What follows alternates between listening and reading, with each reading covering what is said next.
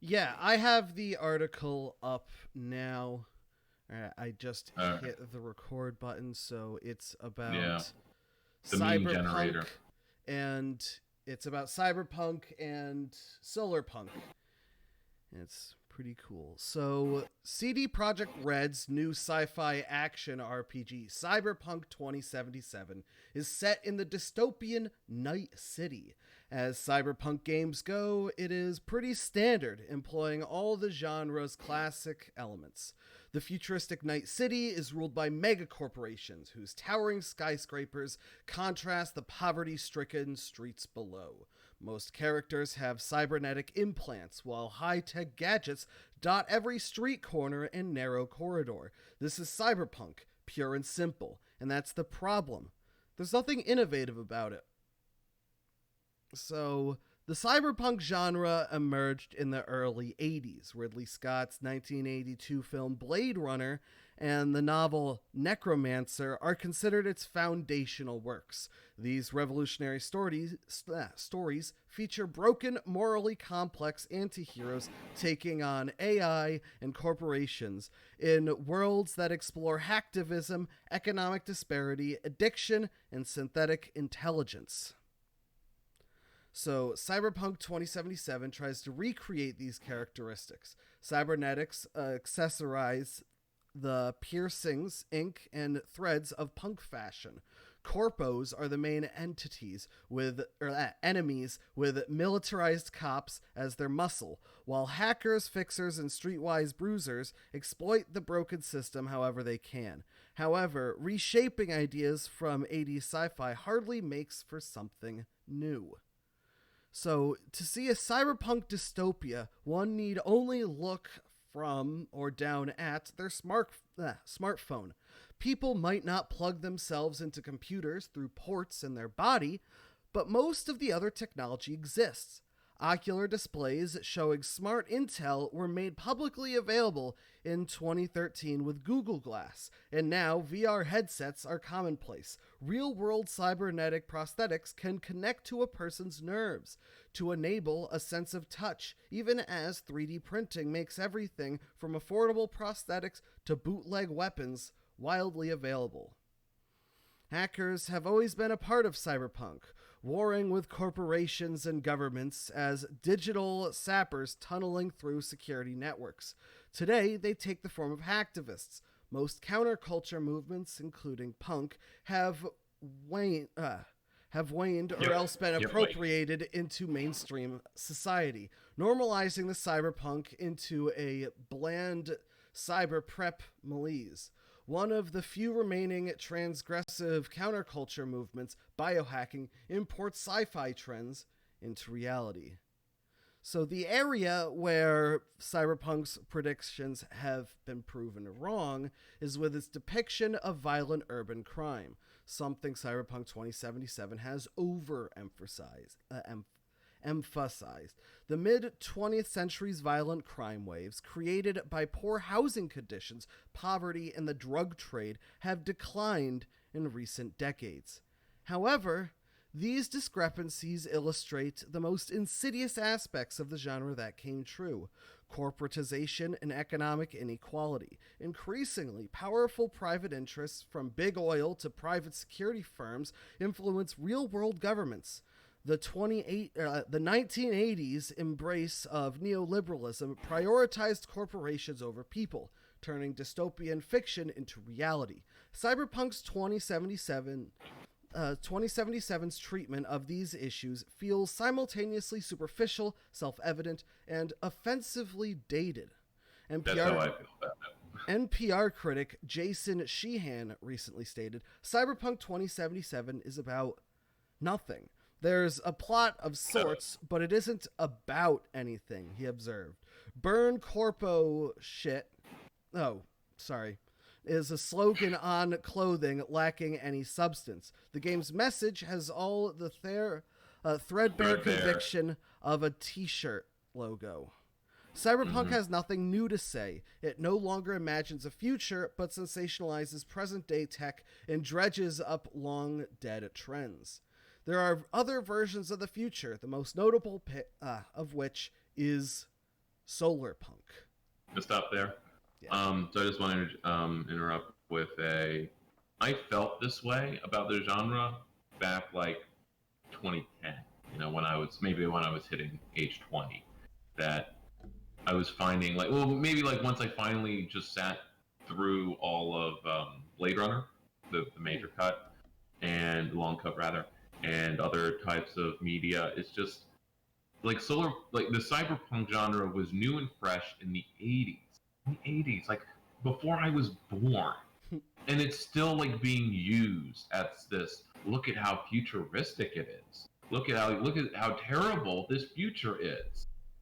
And of course it's a discussion of today. That's what we were talking about last week. And now it's we're bored because things are really falling apart, rather, or things are really precarious. Right. We just don't need it. We need new. We need something better. Absolutely.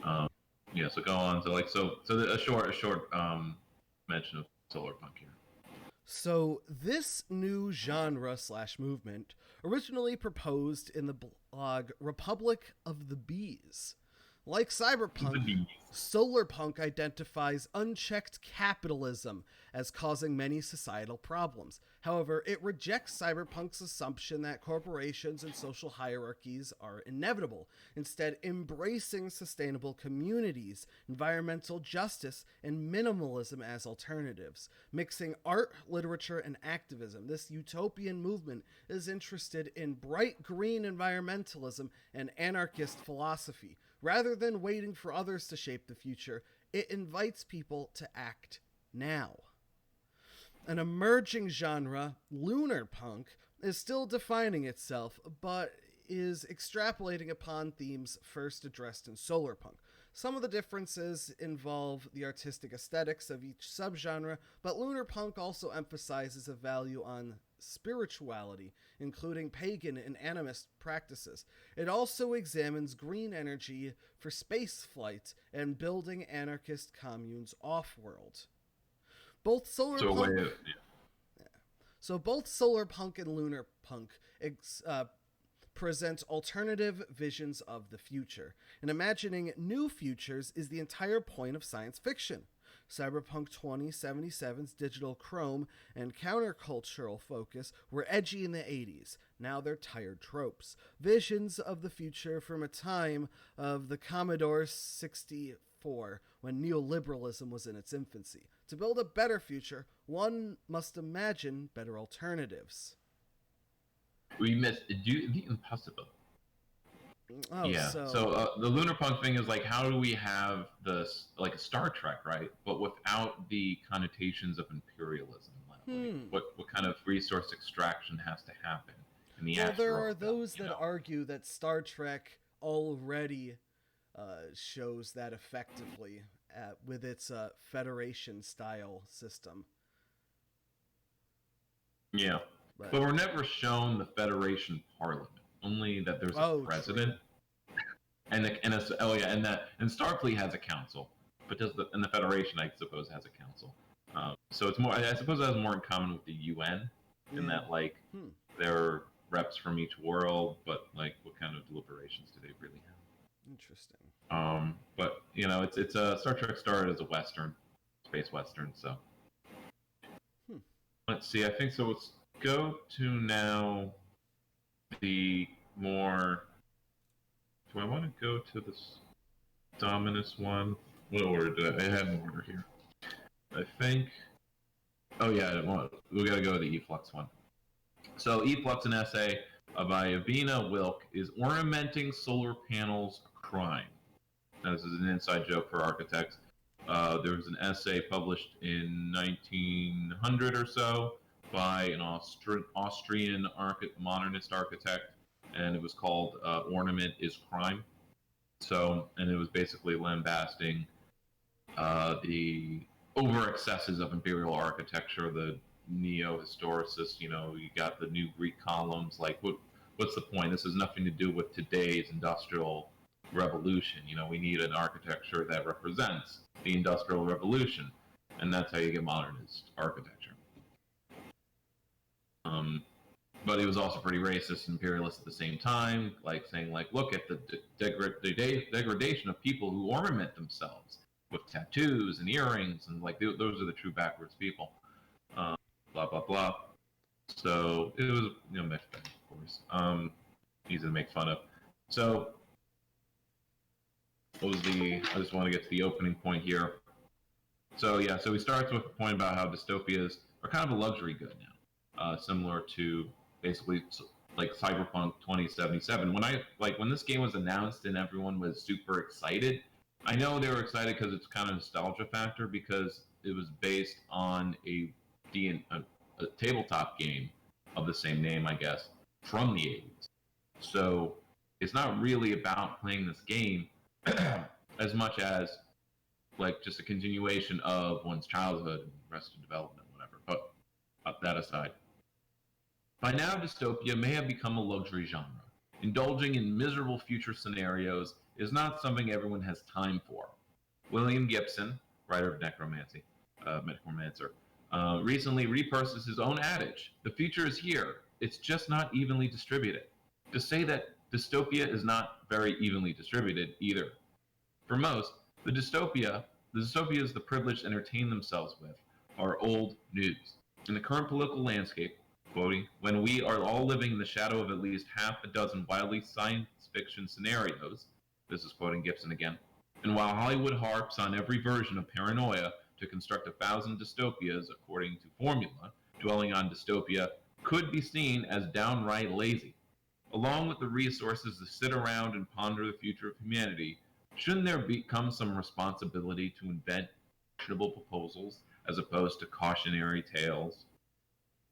Since cautionary tales, as kind of talked about last week, kind of end up being reactionary and pro status quo. Enter the coalescing movement of SolarPunk.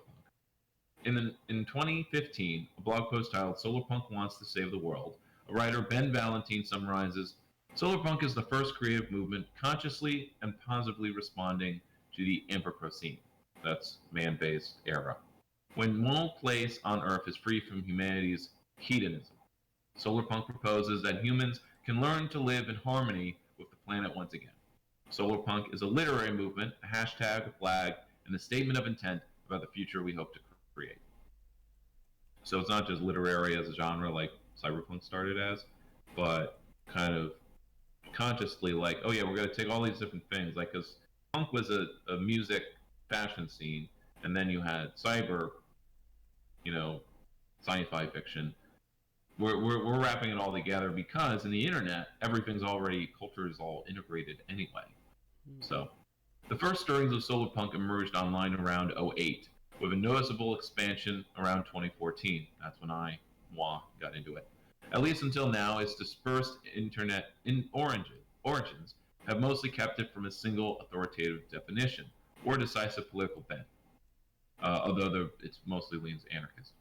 Some solarpunks invoke the specificated futures of Donna Haraway and the disaster utopias of Rebecca Stonett, while others say their ideals fit squarely within the wider tradition of the decentralist left, aka anarchist practice.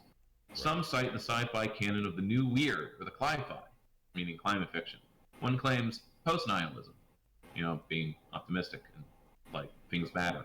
And a recent book adds dragons to the mix, so it's obviously very diverse. Some are based around kind of a soft apocalypse, things declining, but declining in a way that doesn't entail mass starvation, or there is a little bit, but there's struggle, but then it has a happy ending instead of the more ambiguous endings of cyberpunk. Like many born digital movements, especially those tolerant of anonymity, solarpunk grapples with what inclusivity means in practice. If everyone's responsible for it, no one's responsible for it, too. Now, as a movement, a hashtag, and a flag, solarpunk aims to transform science fiction into a science action, an emerging aesthetic sensibility to undergird and drive an impulse. As a genre style, solarpunk's visual representation is distinctly architectural and an infrastructural one. Like it's about the things that undergird our society. While many bloggers emphasize the importance of the localism, or regionalism, it is necessarily global in concept. Awareness of planetary scale environmental destruction is precisely where it derives a sense of urgency, the urgency of climate change, climate catastrophe. In the face of perceived, SolarPunk demands constructive, instructive fictions that are not shy about their intended feasibility. Now, this is usually like a response to how like we grew up with cyberpunk and other types of dystopian fiction, and it always features a hero toppling the regime or something of that nature. Kind of unrealistic. It's a fantasy, Right. but like it left us completely unprepared and uneducated in how to actually actually do politics. How do you actually fight an oppressive regime? Right. You know, it all just becomes tropes of guerrilla warfare, completely ignoring how guerrilla fighters actually kind of won their struggles because Right. they actually had a political arm too. They, you know, made a coalition. Stories of science fiction presaging the future are legion, from meaning like they're predicting, or rather, they predict, but then they inspire other people to actually make it happen.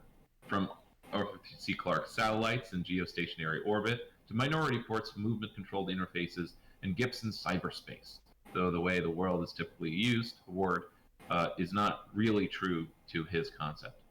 These myths are often invoked as some form of oblique validation of the genre via authors' their prowess, which itself is a dubious way to evaluate a work of art. You know, how true did it become? Well, that's not why they wrote it. In truth, of course, fiction and reality always, reciprocity, influence each other. They intertwine and merge. The word for that is dialectic. Science fiction is an Ouroboros, writes Claire Evans, and yet prediction differs from plan. In general, SolarPunk desires the propositional, and to do so, it leans towards the positive and the optimistic. Several popular science fiction authors express solarpunkish convictions, whether consciously aligning themselves with the term or not. Neil Stephenson founded Project Hieroglyph in 2011, an initiative to create science fiction that will spur innovation in science and technology. So very prefigurative. In an essay describing the project, often referenced as a core solarpunk text, Stephenson laments the lack of large scientific leaps over recent decades, arguing that, for all the Silicon Valley talk of disruption, real progressive innovation has largely stalled by corporate and academic decision-making aimed to minimize risk, not to mention copyright laws. Mm. Where's my donut-shaped space station? Where's my ticket to Mars? Among others, like David Graeber, so look at David Graeber for explanation of like where did the future go. Stevenson believes the current pedacity of long-promised techno-miracles that could revolutionize society is not for lack of technological capability, but for lack of collective imagination and organization. You know, political. The collective, or political education, in our sense. The collective ability to envision better futures has been dulled by the structural inhibitions of the only institutions with the resources to make big things happen. Science fiction, Stephenson says, can help. So who and what is solarpunk? Like its genre predecessors, steampunk and cyberpunk, solarpunk is reliant on an aesthetic that extends to architecture, design, fashion, and art. One debate that crops up in comment sections is about whether solarpunk is really a political movement or just an aesthetic one. But of course, these are not oppositional, and the aesthetics attached to the movement can work both for and against explicit political aims. This is a debate that's always kind of occurring, and that I'm technically involved with, sort of. I'm on the SolarPunk Facebook pages. While allowing for the plurality and contradiction of a still emergent phenomenon, and without making assumptions about authorship, dominant aesthetic strands are possible to identify. In a widely shared 2014 Tumblr post that has been debated but is nonetheless emblematic, user Olivia Louise described her vision. Natural colors, Art Nouveau, handcraft wares, tailors and dressmakers, streetcars, airships, stained glass window solar panels, education in tech and food growing, less corporate capitalism, less. I mean none, how about none? And more small business, small solar rooftops and roadways. Now that's where you lose me, because solar roads are bullcrap. Communal greenhouses on top of apartments. How about no roads? Ban vehicles. There we go. Yeah, electric cars with old-fashioned looks. Why? No cars allowed. Walkways lined with independent shops. Again, it's a hodgepodge. Renewable energy-powered Art Nouveau-style tech life. So that's like the pure aesthetic version.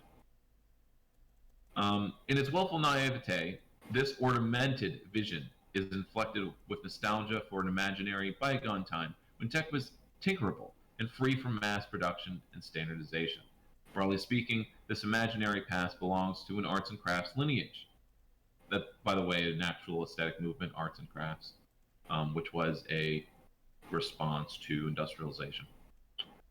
The arts and crafts movement fetishized the artisanal and the do-it-yourself, often on the part of the hobbyist upper classes with too much time on their hands. Which is kind of how I kind of look.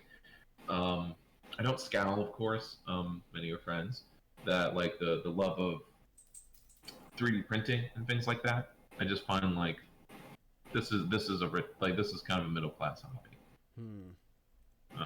Until like I see people in, like the promises of like decentralized production is meaningless unless the poor can do it. Right. And when there's a good makerspace in the library with a 3D printer, and you have poor kids making their own stuff, so they don't have to buy it at Walmart, that's good. That's progress. Yeah, I'd agree with that. Deployed today, this choice is... Oh yeah, and chime in if you disagree with anything, like we can hash it out. Yeah. Developed today, this choice is a pointed rerouting from the clean, steel and glass corporate universe hawked by technologists as the way the future looks, but for rich people. That evil sleekness of our techno overlords, Olivia Louise explains. A lot of people seem to share a vision of futuristic tech and architecture that looks like an iPod, smooth and geometrical and white, which, into my opinion, is a little boring and sterile, which is why I picked out an Art Nouveau aesthetic for this. Which is interesting, because Art Nouveau is still technically a modernist architectural style, because it was mainly in 1900 when Adolf Loos, the Austrian, wrote "Ornament is Crime," so that's why the title is kind of pulled in. Because it also, again, the point of the title is that SolarPunk is not just about the ornaments. From this post and others like it, one gets the sense that SolarPunk's aesthetic is partly a negative one, defined by what it needs to avoid. Apple's white box futurism on one end, and on the other is scary anarchist hackery, as in the non-utopian possibility if the order of production breaks down. You know, we're all just kind of building things out of trash. SolarPunk neither wants to fantasize about the dove-soaked commercial whiteness of the wealthy space settlement in Elysium, which looks a lot like Apple's HQ, one of their HQs, nor the wretched biohacker-ridden Regatron-pumping LA the movie depicts on Earth Below. Sorry, did you watch the movie Elysium? I did not, but like I get what it's about. The rich people kind of decided to go off into space and leave all the poor people on the dying planet, kind of the tired old trope. Well, they didn't leave them behind because they still control everything. Like, they still own everything and use police robots to enforce things. So absentee to a planet, absentee ownership of private property to a planetary degree. That Bingo. is, oh my god. It's not a. It's an interesting movie. I might actually want to watch it again. I didn't hate it. It was kind of. My girlfriend and I started District 9 at one point, and we were watching that. But that one's hard. The second half is hard to watch. We didn't finish it. Yeah. We were trying to watch it over distance, and it wasn't working well. Oh, I see. Okay, so between the horror of total technological white box opacity and that of the total technological transparency, this particular version of SolarPunk finds a semi-transparent stained glass solar panel. The possible drawback of avoiding these two problematic poles is winding up with another form of nostalgia. In this regard, with a form of nostalgia. So, like, our present tense, right, today is of the world is the third world of slums, favelas, and mega cities, of gleaming glass towers in the downtown that are lit up, and the rest of the state that is burning down. That's Texas, and that's the whole world.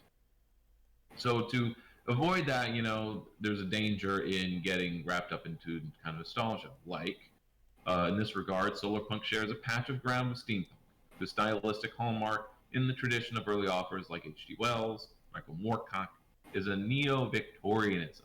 A computer appears in 19th century London. A top hat wearing engineer time travels to the present day. Swashbuckling internet sailors rescue goggled damsels. Steampunk is fascinated with technological anachronism. That's a word that means things that don't really go together or fit, which often can't help but implicate the other. More obviously, they're problematic. Many have argued that steampunk tropes indicate a thinly veiled desire to return to a world order where able-bodied white guys were unburdened by housework and free to be heroes. This was also a world in which leaps in industrial technology enabled European domination through colonial expansion. It's the Victorian era. In other words, it's difficult to conceptually dissociate the steam by which that era powered empire and the patriarchy from the subversion claimed by the punk. Like, where's the punk in this? Others argue that while steampunk displays blatant nostalgia, it does so with a postmodern twist, an irony, and even a satire from a contemporary vantage point. So these two views, is an irony? Is it being ironic, or is it nostalgia for empire? Sure. And able-bodied men. So that's kind of we're going to go into this in the second half with this other article I got. Although steampunk glorifies technical skills in theory and sciencey parts are often impractical or impossible, let's skip that. Toward this distinction, SolarPunk highlights contemporary crises. While steampunks could afford to be dilettantes, SolarPunks anticipate necessity. You'll have to learn to weld when factory production inevitably breaks down and the floodwaters rise. In this sense, it bears similarities to its more recent cousin, cyberpunk. Cyberpunk turned away from nostalgia and undermined technological progress narratives. It introduced, as it did, the corporate dystopia and a strong sense of class struggle. SolarPunk intends to wrench science fiction from both the steampunk magical tech fantasy and cyberpunk's tech gone wrong. If the energy substrate of the steam era was coal and the cyber era was oil, SolarPunk foreshadows the aims to anticipate environmental catastrophe by skipping the solar. As SolarPunk manifesto writer Adam Flynn writes, if steampunk is yesterday's future that we wish we had, and cyberpunk is here is this future that we see coming and we don't like it, then SolarPunk might be here's the future that we want, and we might actually be able to get it. So who's the we? That. Yeah. So it goes into, I'm going to skip this section, it goes into kind of the solar past. This does have an import on discussion. I'm going to point the audience to the podcast, Now There's Your Problem, where some leftists discuss architectural or engineering disasters. They're really funny. It's kind of as a fun. Well, there's your problem. Relaxed, very relaxed tone, but also just since they're leftists, they know they can blame, they can look at things structurally and stuff. Right. And they just did an episode on Texas, of course.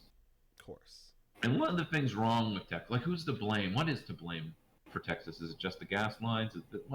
It reminds me of a story about the Chesapeake Bay and how there was a reduction in the clam populations and the ecosystems there. And when a full environmental study was done, what is causing the ecosystem damage in the Chesapeake Bay area? Why can't we collect clams and crabs like we used to? The answer was, usually you expect maybe one source of pollution, like Tyson chicken plants. Right. But no, it was everything. Everything. It was all the runoff from the entire Chesapeake Bay area. All the metro areas and all that. It was everything. And similarly with Texas, it's everything. The entire way of building since the 60s has been based on that the building cannot function passively. That The building is comfortable so long as there is uninterrupted water, power, and gas. It These houses, a lot of these buildings, half the state is burning down. I don't know what the proportion is, but a lot of all the cavalcade of images, all these buildings are breaking down. They're either freezing solid or they're burning or there's a fire because they couldn't go 3 days without the electricity or the gas to heat them because they cannot act passively. The difference is that any building built in the 19th or early 20th century had a passive weight to it. You know, bricks, masonry. It's not just that it looks nice; it can hold heat. When the sun hits it, it holds heat and it releases it during the night, or at least it holds onto it enough that if your power or your heat goes out for a day, it doesn't drop to 30 degrees immediately, like it takes a day or so.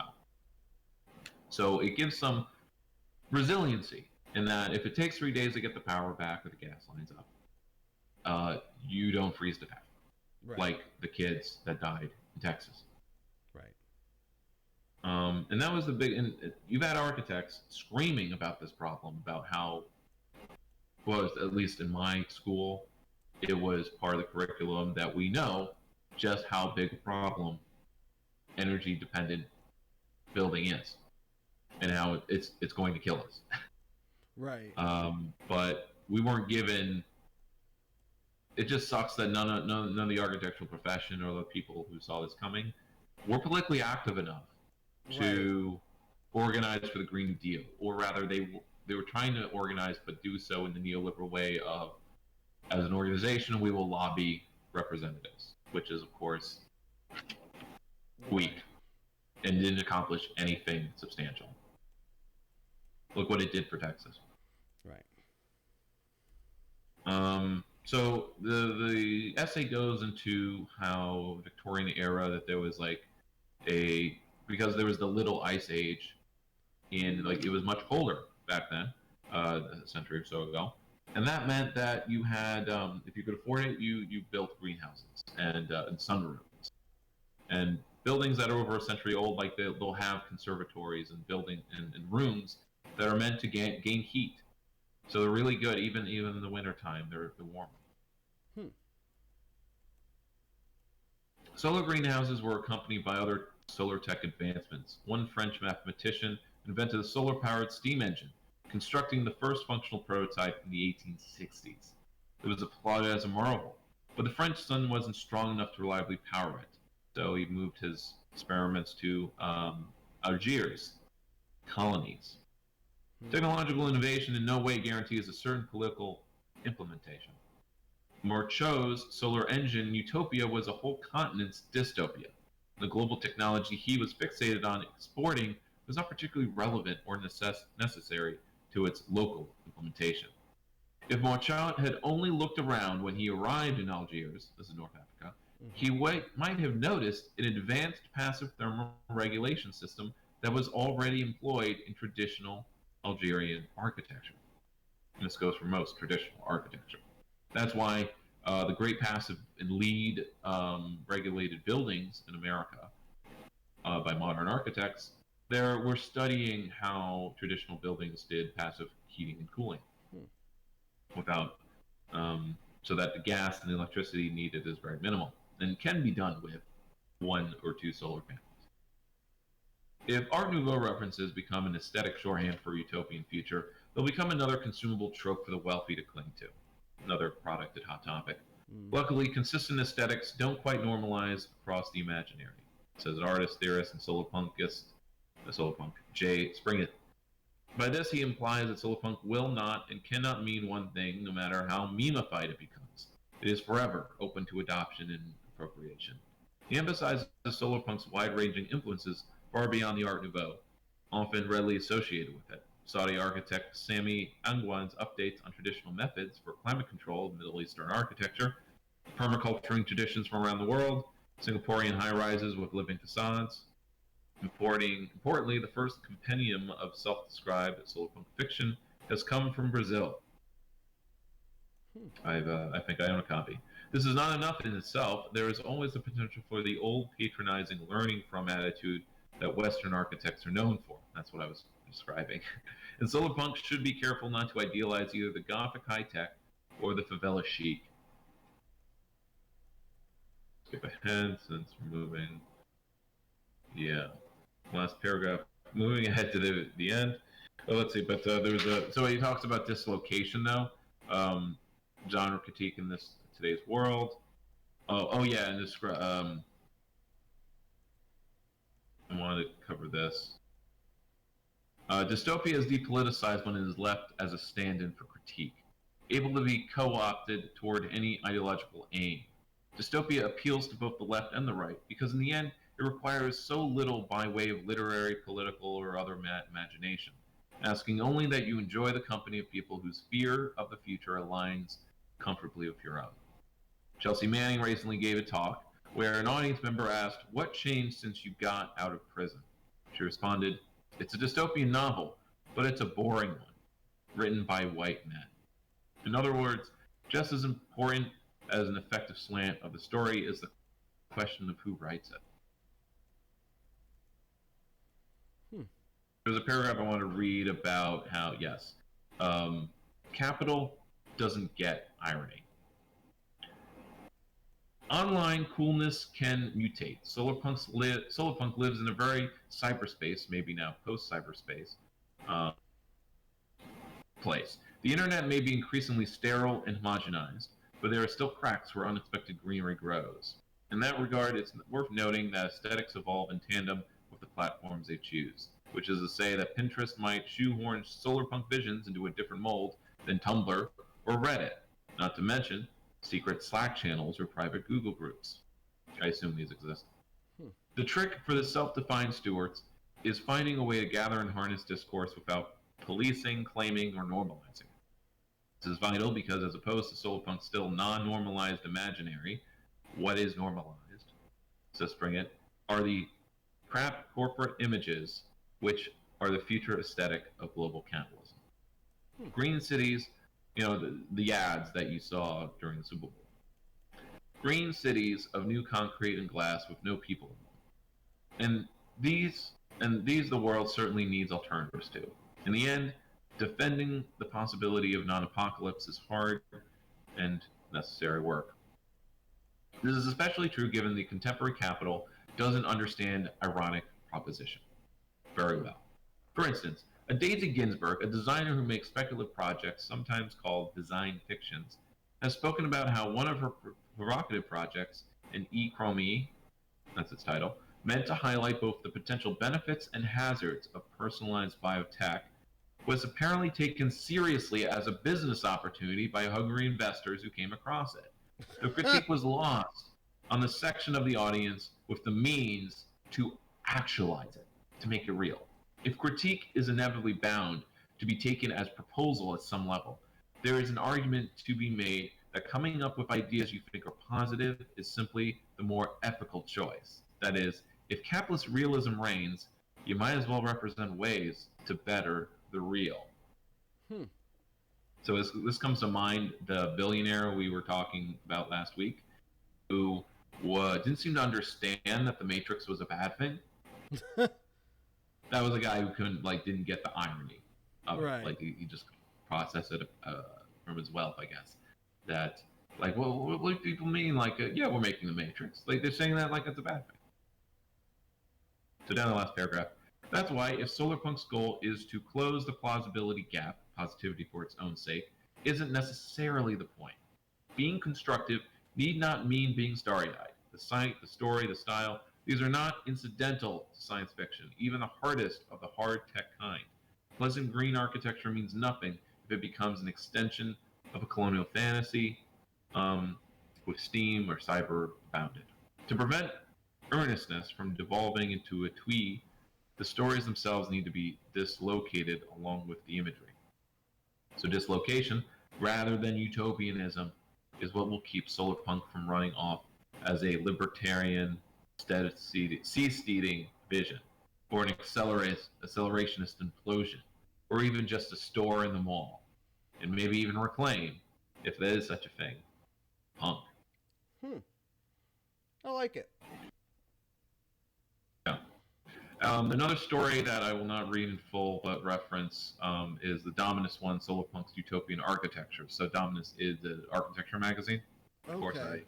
I have them bookmarked from my school days, and it goes through the same kind of stuff of its origins and other things, its political dimensions. Interesting. But it also mentions Arco Santi, which is kind of a practical built example. It's an eco village in Arizona, which I really regret not visiting when I have the chance. My parents took me to Taliesin West, which is a Frank Lloyd Wright designed place instead. But I only learned about Arco Santi later in school when I basically did the equivalent of write a paper on it. It wasn't just a paper, but the project was design a building that fits in with this place. It wasn't assigned to me. It was totally like freeform and like pick an iconic building and design like an addition to it. Okay. So like this is the iconic architecture I'm interested in because they're basically these half domes that were made with just like you fill a balloon and then you put concrete on it, and it's really low embodied energy. I like And it's slowly built. Arco Santi, check it out. Linked in the sources.